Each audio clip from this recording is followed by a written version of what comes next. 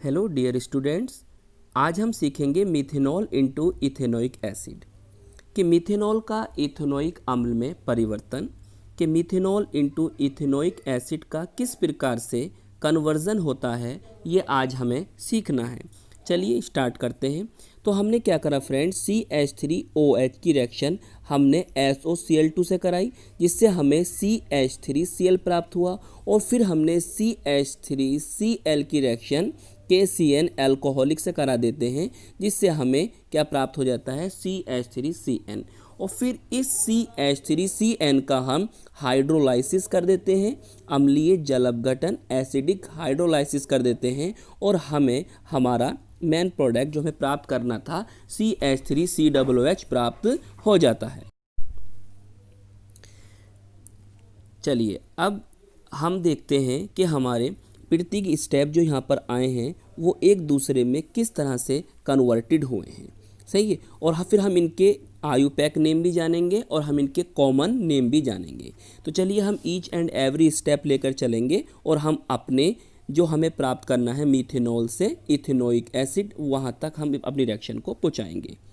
देखिए सबसे पहले हम ये वाला स्टेप ले रहे हैं जो हमारे सामने है कि हमने क्या करा, हमने CH3OH जो हमारा मिथेनॉल था, इसका जो आयुपेसी नेम होता है फ्रेंड, वो तो इसका होता है मिथेनॉल, और इसका कॉमन नेम होता है मिथाइल अल्कोहल।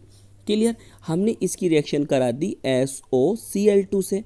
अब SOCl2 का नेम क्या होता है, SOCl2 का जो नेम होता है वो होता है थायोनिल क्लोराइड, या हम इसको डाई क्लोरो सल्फो ऑक्साइड भी कह देते हैं। अब यहाँ पर रिएक्शंस किस तरह से हुई है इसको देखिए। हमने Cl2 को Cl में कर दिया। समझाने के लिए आपको बता रहे हैं, क्योंकि मैं पेन चेंज कर देता हूँ। अब देखिए हमने यहाँ पर Cl2 को CCl में कर दिया। अब इस Cl को इस हाइड्रोजन से मिलाइए, तो बोलिए क्या बनेगा, HCl बन गया। क्लियर। अब देखिए अब आगे क्या होता है, ये जो O है इस O को आप इसके साथ मिला दीजिए, तो यहाँ से आपको क्या बन जाएगा, SOCl2, जिसको हम कहेंगे सल्फर डाइऑक्साइड। अब देखिए यहाँ पर क्या बचा, यहाँ पर आपका CH3 बचा और यहाँ पर एक Cl बचा। इन दोनों को आप मिला दोगे तो आपका क्या प्राप्त हो जाएगा, CH3Cl। अब देखिए इसका नेम क्या होगा, अब देखिए इसका जो आयुपेसी नेम होता है क्लोरोमीथेन होता है, और कॉमन नेम जो होता है वो मिथाइल क्लोराइड होता है। तो अब आपको पहला स्टेप तो समझ में आ गया होगा कि हमें मिथाइल अल्कोहल को हमने काय में कन्वर्ट करा, CH3Cl मतलब मिथाइल क्लोराइड में। अब इससे आगे का स्टेप समझते हैं। देखिए अब हम ये वाला स्टेप समझते हैं। इस वाला स्टेप देखिए हमने क्या करा, जो आपका CH3Cl था मिथाइल क्लोराइड, इसकी रिएक्शन हमने कराई पोटेशियम साइनाइड से, KCN से, अल्कोहलिक पोटेशियम साइनाइड से। यहाँ तो बिल्कुल सिंपल रिएक्शन हुई फ्रेंड। देखिए ये दोनों आपस में मिले तो बोलिए क्या बना, KCl पोटेशियम क्लोराइड, और यहाँ से ये आपका CH3 मिथाइल, और यहाँ से ये साइनाइड, दोनों को मिला दीजिए तो क्या बन जाएगा, CH3CN। अब इसका नेम क्या होगा, देखिए इसका जो आयुपेसी नेम होता है वो होता है इथेन नाइट्राइल, और कॉमन नेम हम इसका कह सकते हैं मिथाइल साइनाइड या या एसिटोनाइट्राइल भी से कहते हैं। क्लियर। मिथाइल साइनाइड या एसिटोनाइट्राइल भी हम इसको कहते हैं। क्लियर। तो ये वाला स्टेप भी आपके समझ में आ गया। चलिए अब हमारा लास्ट स्टेप बचा है, इसको और हम समझ लेते हैं। जो ये वाला हमारा स्टेप है इसको समझ लेते हैं।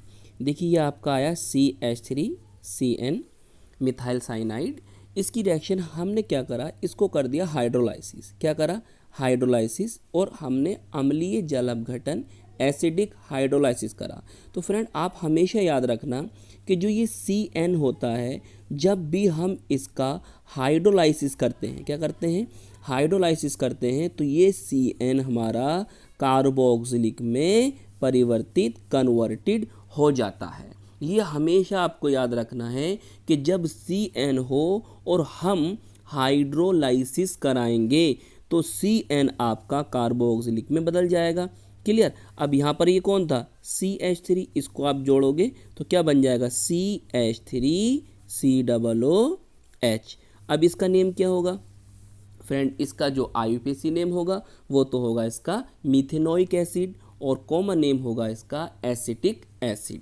तो आई होप ये रिएक्शन आपको अच्छी तरह से समझ में आ गई होगी कि आपने मिथेनॉल इनटू इथेनोइक एसिड पढ़ा कि हम मिथेनॉल को इथेनोइक अम्ल में कैसे परिवर्तित करेंगे, और साथ साथ में फ्रेंड आपने इनके रिएक्टेंट और प्रोडक्ट के IUPAC और कॉमन नेम भी जाने, और फिर एक रिएक्टेंट दूसरे प्रोडक्ट में कैसे परिवर्तित हो रहा है ये भी आपने जाना। तो आई होप ये वीडियो आपको पसंद आ गई होगी। हम मिलेंगे आपको इसकी नेक्स्ट वीडियो में, जब तक के लिए धन्यवाद।